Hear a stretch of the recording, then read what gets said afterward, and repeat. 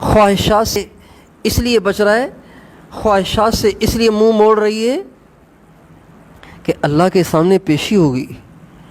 دل تو ہر عورت کا کرتا ہے کہ میں بھی بازاروں میں گھوموں پھروں، کوئی مجھے پردے کی پابندی نہ ہو اور کوئی مجھے کہنے والا نہ ہو، سارا دن غیبت کی محفلیں گرم ہوں اور سارا دن گانے چل رہے ہوں اور ڈرامے چل رہے ہوں اور فلمیں چل رہی ہوں اور اچھی اچھی پرفیوم لگا کے گلیوں سے گزر ہو اور تنگ سے تنگ کپڑے، باریک سے باریک کپڑے پہن کر بازاروں میں گھومنا ہو تاکہ سارے غیر محرم مردوں کی نگاہیں میری طرف کھنچی رہیں۔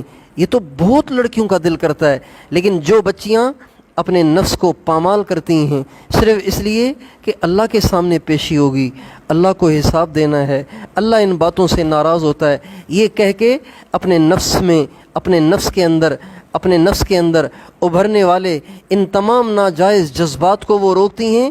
اللہ فرماتے ہیں ایسی بچی کے لیے تو جنت پکی ہے، ایسی بچی کے لیے تو جنت پکی ہے۔ اور میری ماؤں بہنوں، دنیا میں تو انسان چاہے کتنی مزے کی زندگی گزار رہا ہو، ایک دن اس کو اس دنیا کو چھوڑنا ہے۔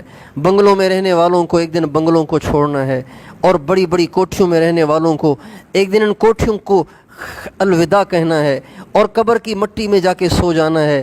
آپ تو قبرستان نہیں جاتی ہوں گی، ہم مرد قبرستانوں میں جاتے ہیں، ہم جا کے قبرستانوں میں دیکھتے ہیں کہ لمبے لمبے کتبے بڑے معزز طریقے سے لوگوں نے قبریں بنائی ہوئی ہیں، پکے ماربل کی اینٹوں کی سنگ مرمر کی قبریں بنائی ہوئی ہیں، اور اس پہ لمبی لمبی تختیاں اور اس پہ محبت بھرے جملے اور محبت بھری شعر و شاعری لکھی ہوئی ہے، لیکن انجام تو مٹی ہوا، انجام تو مٹی ہوا۔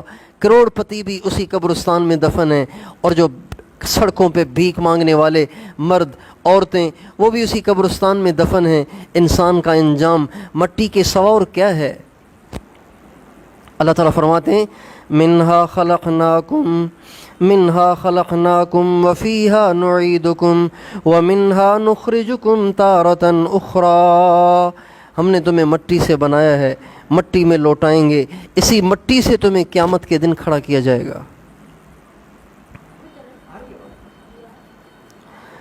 گھروں میں جو دو رنگیاں ہیں اور گھروں میں جو دو قسم کے رویے ہیں اور دو قسم کے معاملے ہیں، یہ صرف اس لیے ہیں کہ آج ہمیں اللہ کے سامنے پیش ہونے کا تصور نہیں ہے، اللہ کے سامنے کھڑا ہونے کا تصور نہیں ہے، اللہ کے سامنے حاضری کا تصور نہیں ہے۔ اگر ہماری ماں کو اس بات کا تصور ہو کہ مجھے اللہ کو جواب دینا ہے، اللہ کو حساب دینا ہے، اللہ کے سامنے کھڑا ہونا ہے، تو اس کا رویہ بیٹی کے ساتھ بھی وہی ہوگا، بہو کے ساتھ بھی وہی ہوگا۔ اس لیے میری ماؤں بہنوں، آخرت کا تصور رہے، آخرت کا تصور رہے، قیامت کے دن اللہ کے سامنے پیش ہونے کا تصور رہے، اور یہ کوئی مفروضہ نہیں ہے، یہ حقیقت ہے، یہ حقیقت ہے۔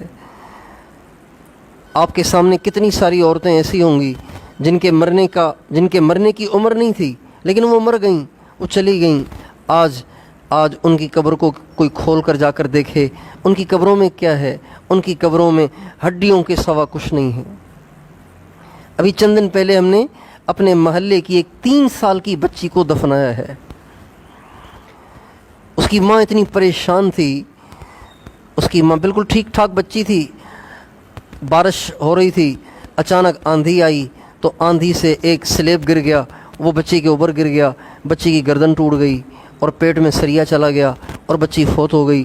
جب اس کا جنازہ لے کے اس کے گھر والے گھر سے باہر نکل رہے تھے، اس کی ماں، نوجوان بچی ہے، وہ بھی 22-24 سال کی عمر ہے، اس کی ایسی چیخیں تھیں کہ بس دل کو پارا پارا کر رہی تھیں۔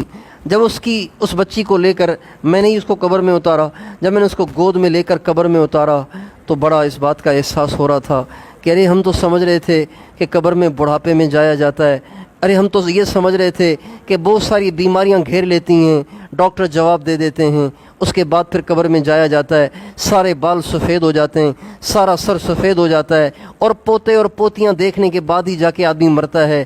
یہ تو 3 سال کی بچی دنیا سے چلی گئی۔ اس لیے میری ماؤں بہنوں، قبرستان میں ہر سائز کی قبر ہے، بوڑھوں کی بھی قبریں ہیں، جوانوں کی بھی قبریں ہیں، بچوں کی بھی قبریں ہیں، نئی دلہنوں کی بھی قبریں ہیں، نئے نئے دولہوں کی بھی قبریں ہیں، ایسی بچیوں کی بھی قبریں ہیں کہ جن کی منگنی تو ہو گئی تھی لیکن نکاح نہیں ہو پایا۔ اس لیے انسان کو چاہیے کہ اپنی اس منزل کو کبھی نہ بھولے، جس منزل پہ اس نے جانا ہے اس منزل سے کوئی اسے روک نہیں سکے گا۔ ہم سب نے مرنا ہے، ہم سب نے اللہ کے سامنے پیش ہونا ہے، ہم سب کا حساب کتاب ہوگا۔ ہمارے نبی کا ارشاد ہے، ما منکم من احد الا سیکلمہ ربہ ولیس بینہ وبینہ ترجمان۔ تم سب کو قیامت کے دن اللہ کے سامنے کھڑا ہونا ہے اور ہر ایک کا حساب الگ الگ ہوگا۔ دیکھیں، ایک ہوتا ہے اجتماعی حساب، اجتماعی حساب نہیں ہوگا، انفرادی حساب ہوگا۔ ایک کلاس ہے، اس کلاس میں شور مچا ہوا تھا، ٹیچر تھا نہیں۔ کچھ دیر کے بعد ٹیچر آیا تو اس نے سب کو کھڑا کر دیا اور کہا بتاؤ کون کون شور مچا رہا تھا۔ اب یہ جو حساب ہے نا، یہ اجتماعی حساب ہے، یہ اتنا مشکل نہیں ہے۔ جو چھپنا چاہے وہ چھپ جائے، جو بچنا چاہے وہ بچ جائے، جو خاموش رہنا چاہے وہ خاموش رہ جائے۔